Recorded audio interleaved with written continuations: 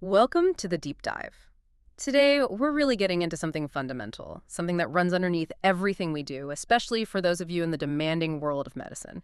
Just think, beneath every diagnosis, every patient chat, every crucial decision in an emergency, there's this whole network of internal forces at play, isn't there? Absolutely. Invisible, often, but incredibly powerful. Exactly. And they're not just, abstract ideas. They shape your professional skill, your ability to cope with pressure, and honestly, your overall well-being. So this deep dive is all about unpacking those internal mechanisms. We're looking at how our core decisions, our beliefs, our values, the sort of unspoken rules we live by, even our identity, how all of that profoundly shapes how we perform, adapt, and, well, thrive. It's like getting a user manual for your own internal compass. That's a great way to put it. A shortcut to understanding yourself and maybe others on a much deeper level, both in clinical practice and just life. And to help us explore these powerful insights drawn from a lot of research into human behavior and achievement, we're thrilled to have Prof. Mohammed with us, an expert in human potential and behavioral psychology. Thank you. It's great to be here.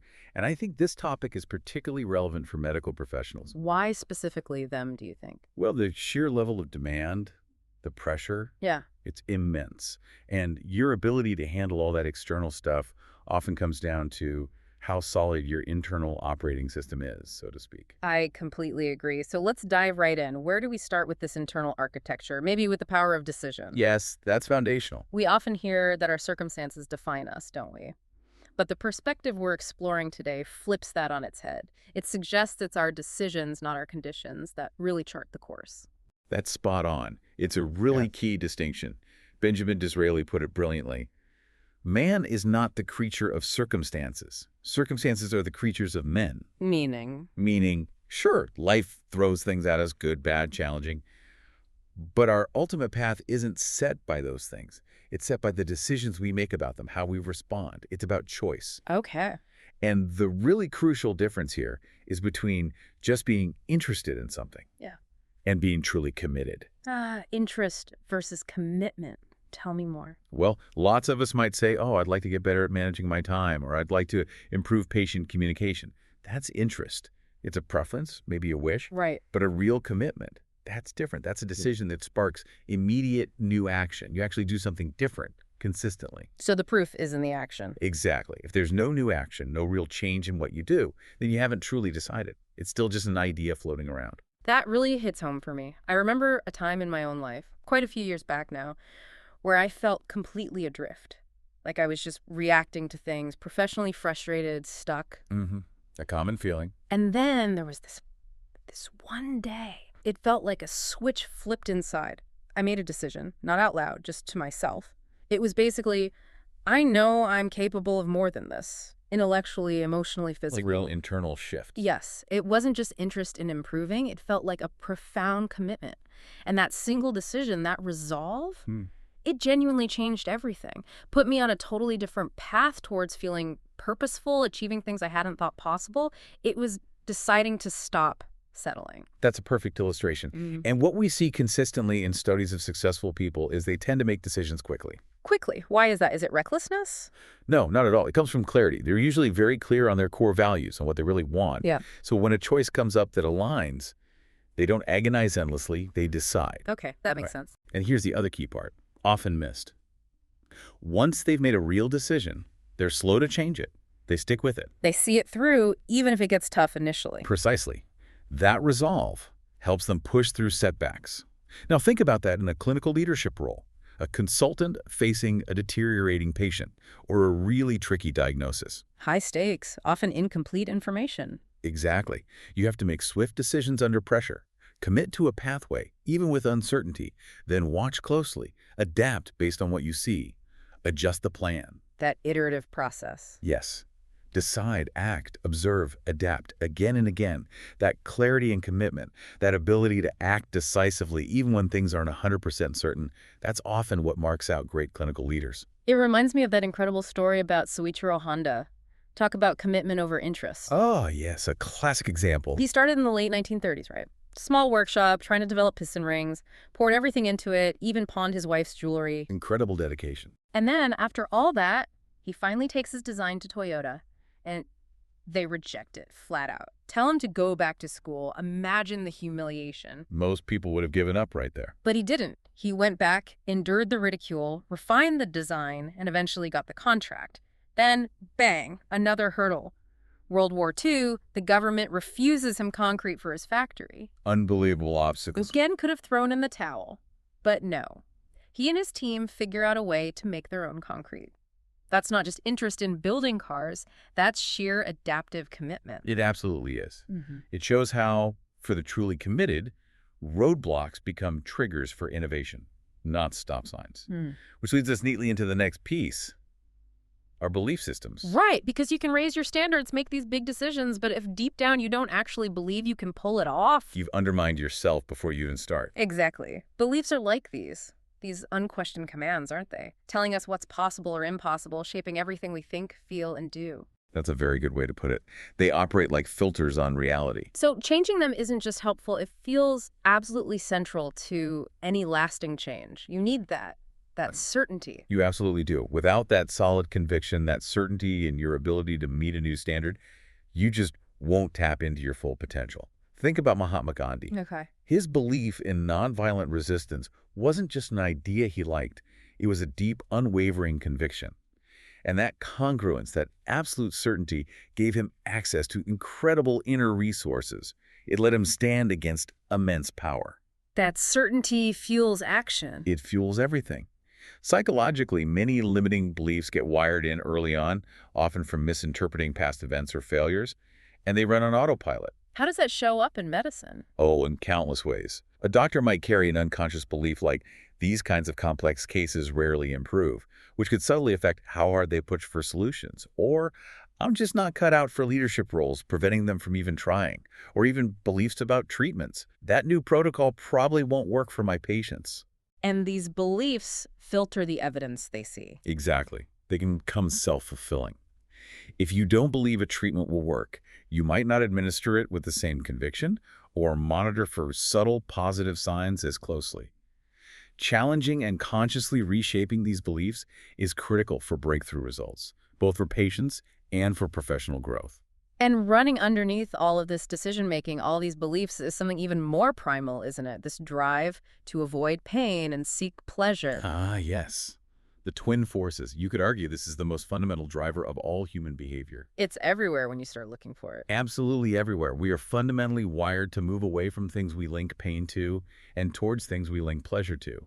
It's deep in our neurology. Advertising is the obvious example, isn't it? They're masters at this. Complete masters. Or like Pepsi using Michael Jackson back in the day. It wasn't about the taste of the cola, was it? It was about linking Pepsi to that feeling, the excitement, the coolness, the energy. Repeat, repeat, repeat. Forging that emotional connection. Or Levi's jeans. They went from workwear to this global symbol of youth and sexiness.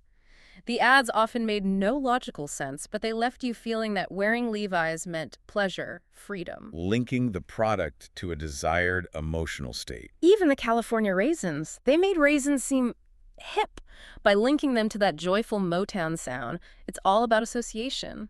Precisely. Creating those powerful, often unconscious linkages between a product or idea and a desired feeling. And it's not just selling things, sadly. This gets used in politics too, doesn't it? Sometimes quite cynically. Unfortunately, yes. The same principles apply. Political strategists, like Roger Ailes was known for, became experts at linking negative sensations, pain, or fear to opponents. I remember the 1988 U.S. campaign, the ads against Michael Dukakis, linking him to controversial issues, trying to generate fear about him being soft on certain things. It's about creating strong negative associations in the public's mind. Highly effective, though ethically questionable to many.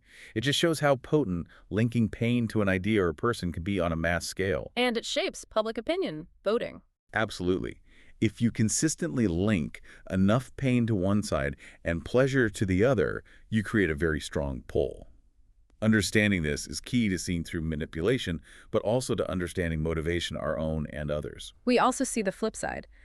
The disaster that happens when we prioritize avoiding short-term pain over necessary long-term discipline. Ah, yes. Delaying the inevitable, often making it worse. The savings and loan crisis back in the U.S. is a huge example, isn't it? costing taxpayers billions in the end. A classic case study. It started with problems in the banks, but instead of tackling the real root causes, like maybe skewed incentives encouraging risky property development that flooded the market. Which would have been painful in the short term. Right. Instead, the focus was on propping things up, trying to soften the immediate economic blow. They were essentially treating the symptoms while letting the underlying disease get worse. Trying to avoid the pain of a cure by nurturing the cause of the problem, it inevitably leads to a bigger crisis down the line. So how does this pain-pleasure dynamic play out specifically in healthcare for patients and professionals? Well, it's incredibly potent. Think about patient adherence. Yeah. Someone might know logically that changing their diet or doing difficult physio will bring the long-term pleasure of better health. Makes sense intellectually. But if the immediate pain, the hassle, the discomfort, giving up foods they enjoy feels stronger in the moment, the short-term pain wins out every time. Understanding the patient's specific pain-pleasure links around their condition and treatment is crucial for motivating real change. And for the doctors and nurses themselves? They're constantly navigating their own. The job involves so much potential pain, long hours, emotional stress, difficult cases, constant learning. Huge discipline is required. Definitely. So if the pleasure side, the satisfaction of helping, the intellectual challenge, the connection with patients, the sense of purpose isn't strongly felt and consciously linked, the pain side can easily take over. That's a direct route to burnout. So consciously linking pleasure to the disciplined actions needed for the job is key for sustainability. Absolutely. Wiring yourself to find satisfaction in the effort, the learning, the contribution, not just the easy parts. So if our beliefs and these pain-pleasure drivers are so powerful, what about the direct link between mind and body? Can beliefs literally make us sick or healthy? Without a doubt. This brings us into the fascinating field of psychoneuroimmunology. CANI, the mind-body connection. Exactly. It studies how our thoughts and emotions, our psychology, directly affect our nervous system and, crucially, our immune system. It's not woo-woo. It's increasingly hard science. For years, people have talked about the placebo effect, but this goes deeper. Much deeper. We're finding that our beliefs about illness, recovery, and treatment can sometimes be as important, maybe even more important, than the physical treatment itself. There are real physiological pathways involved. I remember reading about Dr. Henry Beecher at Harvard. His work was groundbreaking. Yes, absolutely pivotal research. That experiment with the medical students and the pills, Mm-hmm. amazing. He gave them 2 capsules, right? Red for super stimulant, blue for super tranquilizer. That's the one. But he'd switch the contents. The red was actually a sedative, the blue a stimulant, and yet... And yet, about half the students reacted physically based on what they expected the pill to do, completely overriding the actual chemical effect. Incredible. It wasn't just sugar pills. These were active drugs. Precisely. It showed powerfully that our belief about a substance can dramatically alter its effect on our body. Beecher concluded that a drug's usefulness depends not just on its chemistry, but heavily on the patient's belief in its effectiveness. That has huge implications for clinicians. Massive. Beecher worked with Norman Cousins, who famously used belief in humor in his own recovery. Cousins said something profound. Drugs are not always necessary, but belief in recovery always is. Wow. So while we absolutely need our medicines and procedures, fostering empowering beliefs in patients, that sense of hope, agency, certainty in their ability to heal, can be incredibly therapeutic in itself. It's about creating the right internal environment for healing. It elevates the clinician's role beyond just dispensing treatments. And the flip side is also true, beliefs making us ill. Yes, the nocebo effect. That story about the food poisoning scare at the football game is a chilling example. Oh, tell me about that one. A few people felt ill after drinking from a certain machine. An announcement was made describing symptoms. Suddenly, chaos. People fainting, being sick everywhere, even those who hadn't drunk the soda.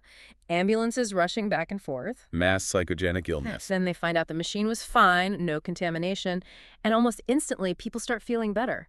Just like that.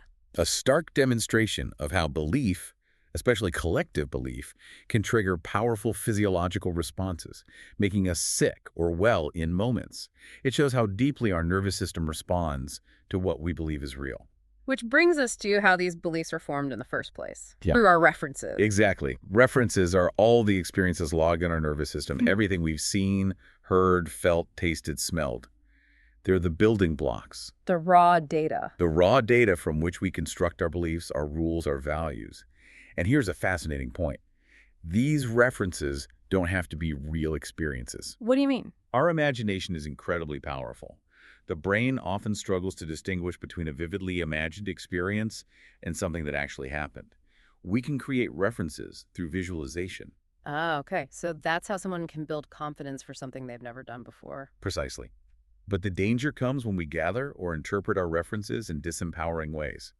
Think of Dr. Martin Seligman's work on learned helplessness. Right. The dogs in the experiment. Yes. When individuals or animals repeatedly face situations where their actions seem to have no effect on avoiding pain or achieving pleasure, they can essentially learn to be helpless. They stop trying, even when escape or success becomes possible. And Seligman identified patterns with this. 3 key patterns. Permanence, believing the bad situation will last forever.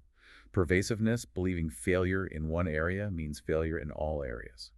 And personal blame, believing it's all their own fault, some inherent flaw. That sounds devastating. And easy to see how it could contribute to burnout in medicine where setbacks are inevitable. Absolutely insidious. But the good news is, we can consciously build empowering references. Look at Roger Bannister in the 4-Minute Mile. Considered physically impossible at the time. Totally. But Bannister didn't just train his body. He trained his mind. He created imagined references. He visualized breaking the tape, felt the cheers, tasted the success over and over until he had built such a strong internal reference library of success that he felt utterly certain he could do it. His imagination became more powerful than the prevailing reality. 10 times more potent than willpower alone, some might say. Or think of Bill Gates promising software for a computer that didn't even fully exist yet. He created the certainty first, then figured out how to deliver. He built the references through commitment. So for medical professionals, it's about consciously expanding their reference library. Yes. Through continuous learning, yes. But also through seeking diverse experiences, finding mentors, studying successes, even vividly imagining successfully handling difficult cases or procedures. It's about proactively building that internal database of, I can handle this. This is possible. Cultivating confidence and adaptability. And the language we use plays a huge role in this shaping of perception too, doesn't it? Our internal chatter, the words we choose. Immense. We need to talk about transformational vocabulary. Transformational vocabulary, okay. Words aren't just labels. They actually mold our emotional experience. Choosing a different word can instantly dial emotional intensity up or down. It's not just semantics. Not at all. Most people aren't limited by how many words they know, but by the habitual words they use to describe their feelings and experiences. Give me an example. Think about the difference between saying you feel furious versus maybe a bit peeved or annoyed. Huge difference in feeling. Exactly. The internal state shifts dramatically. I know people who, when they start feeling overwhelmed, make a conscious choice to say something like, okay, I'm feeling a smidge cranky right now. Smiling. And it breaks the pattern. Often, yes. The humor, the less intense word, it just diffuses the rising negativity. Or compare Carly Simon and Bruce Springsteen. The stage fright versus excitement. Right. Similar physical feelings, racing heart, adrenaline. Carly Simon labeled it stage fright, which paralyzed her for years. Springsteen called the same feeling excitement, a sign he was ready to connect with the audience. The label changed the entire experience. So the words we choose literally shape our reality. They absolutely do. And in medicine, where pressure is high, the language used internally and with colleagues can massively impact stress, burnout, patient interactions, team spirit, everything. So consciously choosing more empowering words. Yes. Reframing challenges. Instead of, this caseload is impossible, maybe this is a complex puzzle in prioritization. It's not about denial. It's about choosing language that fosters resourcefulness rather than helplessness. Small shifts. Big impact on state and performance. And related to words are metaphors, these bigger symbols we use. Yes, metaphors are incredibly powerful. They take something complex and link it to something familiar, instantly changing how we understand and feel about it. We use them all the time without thinking. Constantly. Think about describing work. Is it struggling to keep my head above water? Feels like drowning. Stressful. Or is it climbing the ladder of success? Feels like progress. Effort, but upward movement. Totally different feeling. Metaphors bypass logic and hit us emotionally. They change the meaning instantly. That Martin Sheen story during Apocalypse Now is just extraordinary. Isn't it? A profound example. Filming in the jungle, horrific conditions, he has a massive heart attack, feels himself dying, decides he wants to live. But then the crew's worry starts dragging him down. The collective fear was affecting him. until his wife Janet arrives, sees what's happening and says that one amazing thing. It's just a movie, babe. It's only a movie. Boom. Instant shift. He said he just knew then he'd make it. The whole overwhelming, life-threatening ordeal was reframed by that metaphor into something manageable, temporary, not worth dying over. It changed the perceived meaning, which changed his state, which likely influenced his physical healing. It shows how the right metaphor at the right time can be incredibly healing or empowering. And in healthcare, the metaphors used matter hugely. Enormously. Is cancer a battle to be won or lost, which can feel exhausting and implies failure if treatment doesn't work? Or is it a journey requiring navigation and adaptation? Is managing a chronic condition being sentenced to limitations or learning new ways to thrive? Different metaphors create different patient experiences. And different coping mechanisms, different levels of hope, different team dynamics. Being mindful of the metaphors we use, choosing ones that empower and open possibilities, is a subtle but vital clinical skill. Okay, so we've covered decisions, beliefs, pain-pleasure, language, the building blocks. Now let's look at the deeper architecture. Values, rules, identity. These feel like they shape our whole future. They absolutely do. Let's start with values. Think of them as your internal compass. The true north. Exactly. Your deepest, most important guiding principles. What truly matters to you at your core. When you're crystal clear on your values, decision-making becomes so much simpler. Because you just align your choices with what's most important. Precisely. If a choice aligns with your core values, it feels right, it's easier to commit.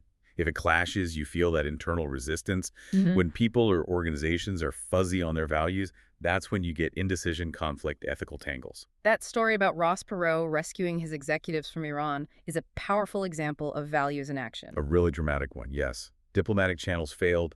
The situation looked impossible. But Perot felt personally responsible. His values, loyalty, courage, determination, care for his people drove him to assemble and fund a private rescue mission. Totally unconventional, incredibly risky. His values were his non-negotiable compass, guiding him through extreme danger. He acted from that core code, not from fear or convenience. So for medical professionals, defining their core values is crucial. Absolutely fundamental. Is it compassion above all, scientific rigor, patient advocacy, continuous learning, ethical integrity? Knowing your top 3 to 5 core values provides an anchor. Especially when facing tough choices or systemic pressures. Exactly. When resources are tight or you face an ethical gray area or just the daily grind feels overwhelming, reconnecting with your core values, why you do what you do, provides resilience and guides your decisions. Value conflicts, either within yourself or within a team or hospital system, are often the root cause of moral injury and dysfunction.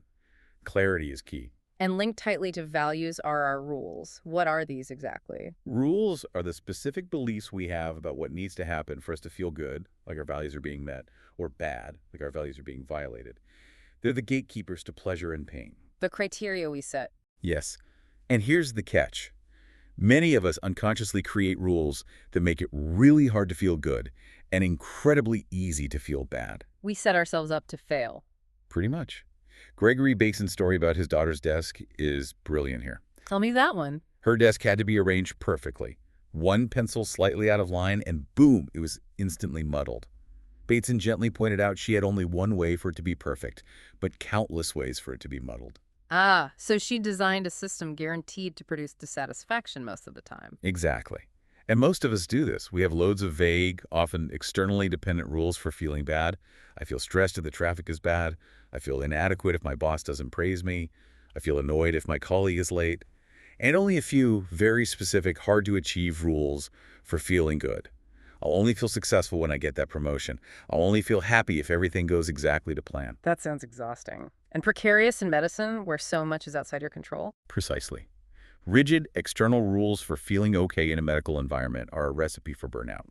The key is to design winnable rules. Winnable rules? Like what? Rules that are largely within your control. Instead of, I only feel healthy if I manage a full hour workout, maybe I feel healthy anytime I choose a nutritious option. Or I feel good about my work when I connect meaningfully with just one patient today. Or I feel competent when I ask a good question or learn something new. Making it easier to meet your own criteria for feeling good. Yes. Setting yourself up for frequent hits of satisfaction and pleasure. It builds resilience. And think about relationship rules, too. Ah, the unspoken rules that cause conflict. Absolutely. One person's rule for showing respect might be quiet deference. Another's might be passionate, direct honesty. Both are trying to be respectful according to their rules, but they clash, causing upset. Same in medical teams, unspoken rules about communication, help, success. They need clarifying.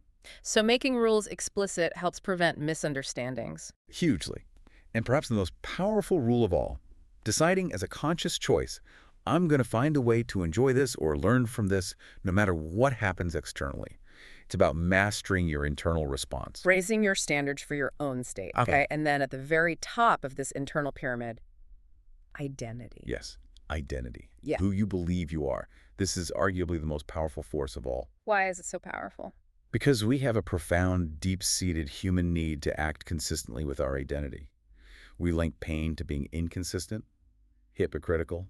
We link pleasure to being consistent, true to ourselves. So we strive to act like the person we believe we are. Constantly, often unconsciously. Our actions reinforce our identity, and our identity shapes our actions. It's a powerful loop.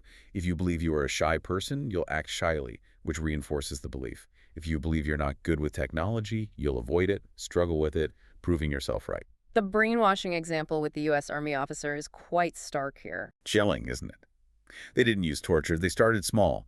Got him to write tiny, seemingly harmless criticisms of the U.S., like, the U.S. isn't perfect. Undeniably true. But once he'd done that, to maintain consistency, it became slightly easier to write something a bit more critical. Then a bit more.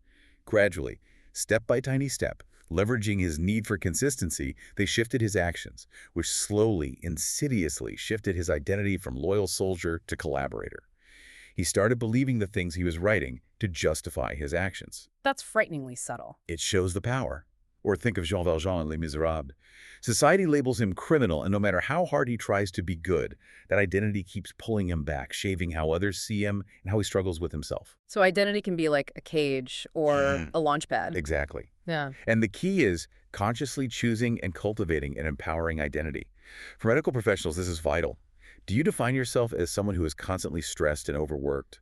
Or as a resilient problem solver dedicated to healing? Or a compassionate advocate?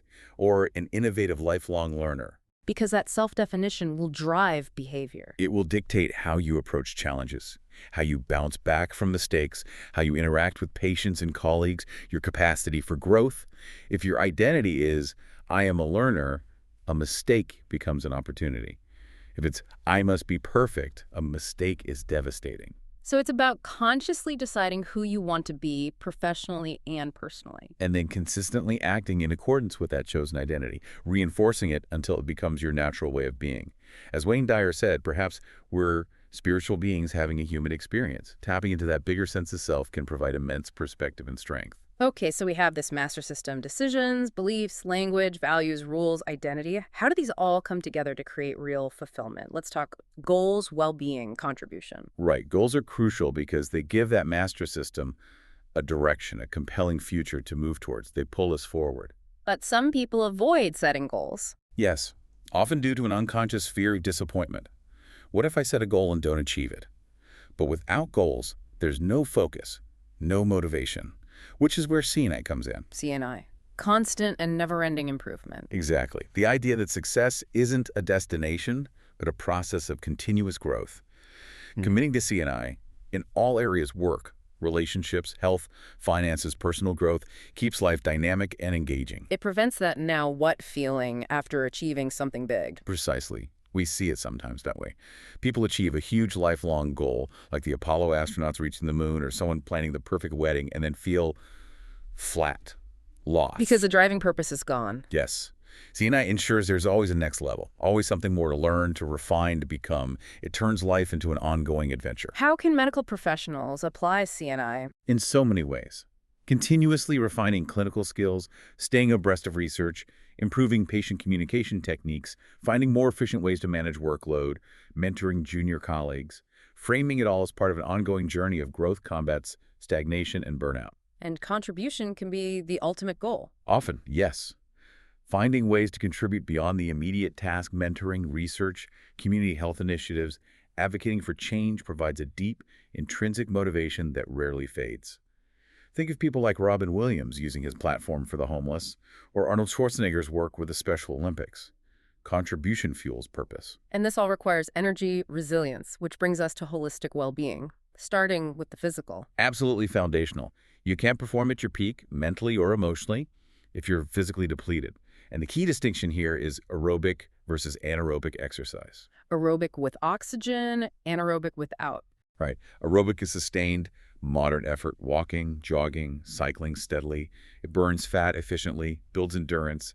Anaerobic is short, intense bursts sprinting, heavy lifting. It burns sugar, glycogen quickly. And you mentioned medicine often fosters an anaerobic lifestyle. Yes, ironically. High stress, long period sitting, punctuated by sudden bursts of intense activity like emergencies. This pattern can actually train the body to store fat and leads to fatigue. Prioritizing regular aerobic activity is key for sustained energy. How do you know if you're aerobic? Simple talk test. Can you hold a conversation reasonably comfortably while doing it? If yes, likely aerobic. If you're gasping for air, you're probably anaerobic. And what about staying strong as we age? Is decline inevitable? Not at all. That's a limiting belief. Our bodies produce human growth hormone, HGH, crucial for muscle, tissue repair, vitality. Levels decline after 30 BUT. Explosive exercise, short bursts, near maximum effort like lifting heavy weights or doing intense intervals for 30-60 seconds powerfully stimulates HGH release. So we can actually boost it naturally. Significantly. Studies show people in their 60s doing this kind of training can build strength and muscle comparable to people decades younger. We have the potential to stay strong and vital much longer than we think. For busy doctors, even short bursts of high-intensity work can make a huge difference to energy and resilience. Fascinating. Okay, what about relationship destiny? Connection is vital. Non-negotiable for well-being, especially in high-stress jobs. We need that support network. There are some core principles for strong relationships. Let's hear them. 1. Understand your partner's or key colleagues' values and rules, what's truly important to them, what makes them feel good or bad. 2. See the relationship as a place to give, not just take. 3. Spot warning signs early and address them gently, maybe using that transformational vocabulary. 4. Make relationships a real priority, schedule time, protect it. 5. Focus on improving the relationship, not just fearing its end. And the 6th. The big one. Never ever threaten the relationship itself during conflict. Focus on solving the problem, not attacking the connection. Like the racing driver focusing on the track ahead, not the wall. Keep your focus on the positive future you want together. Powerful advice. And financial destiny. Money always tricky. It is emotionally charged, isn't it? But fundamentally, it's a tool for freedom, choice, security, contribution, not inherently good or evil. So why do many struggle, even high earners like doctors? Often it's down to mindset, negative associations with wealth, or missing foundational habits. Financial security is crucial for reducing stress, freeing up mental energy to focus on what matters, like patient care. What are those foundations? 4 main keys. 1. Earn more by adding more value. A skilled surgeon adds immense value, hence higher income. Continually increase your skills, your contribution. 2. Save and invest a set percentage of everything you earn consistently. Automate it. 10, 15%, whatever you decide. 3. Manage spending with a proactive spending plan, not a restrictive budget. Decide where money goes before you spend it. 4. Protect your wealth. Asset protection is crucial, especially in potentially litigious fields. That statistic about lawsuits in the U.S. is sobering. It really is. Protecting what you build is as important as building it. Financial peace of mind allows doctors to focus on their real work with less background anxiety. And finally, time mastery. Feeling like there's never enough time is a major stressor. Huge. But often, stress comes not from lack of time, but from feeling mentally stuck in the present, overwhelmed by the immediate to-do list. So how do we master time? Time is a mental construct. We can change our experience of time. Feeling overwhelmed now? Shift your focus. Vividly imagine a compelling future goal achieved. How will that feel? Or recall a deeply cherished positive memory. Both can instantly change your state. Breaking out of the now trap. Exactly. And learn to deliberately distort time.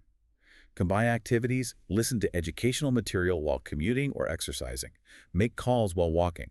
Stack tasks to get more done in the same window. And prioritization. Absolutely key. Focus on what's truly important, not just what feels urgent. Use tools like the Eisenhower matrix, important, urgent. Completing important tasks gives a sense of accomplishment and control, reducing that feeling of being constantly behind. So it's about managing focus and energy, not just the clock. Precisely. For busy clinicians, mastering focus, energy, and state is the true path to managing time effectively and sustainably. We've covered so much ground today. Decisions, beliefs, the pain-pleasure drivers, our language, values, rules, identity, this whole master system. It really is a system, all these parts interconnected, all influencing each other, shaping our experience and our results. And understanding how it works gives us the levers to consciously direct it across our mental, emotional, physical lives, relationships, finances. It moves us from being passengers, just reacting to life, to becoming the architects, choosing our direction, building resilience, especially vital in demanding fields like medicine. What really resonates with me is this idea of life as a game. Not flippantly, but in the sense that if you understand the rules, these internal principles, you can play it effectively, you can actually win. You can certainly navigate it with far more skill, purpose, and joy. It comes back to that idea. It's not just about the length of life, but the quality, the way we live it. And maybe learning to embrace change, embracing that constant improvement, CANI, is the real secret. Because change is the only constant. Learning to work with it, to grow through it, is key to lasting fulfillment. If you found this deep dive valuable today, please do consider rating and sharing it with your colleagues and professional network. Thank you so much, Prof. Moimam, for sharing your incredible insights with us. It's been a real pleasure, a fascinating discussion. Thank you. And thank you, our listener, for joining us. Until next time, keep exploring, keep growing, and keep architecting your own path.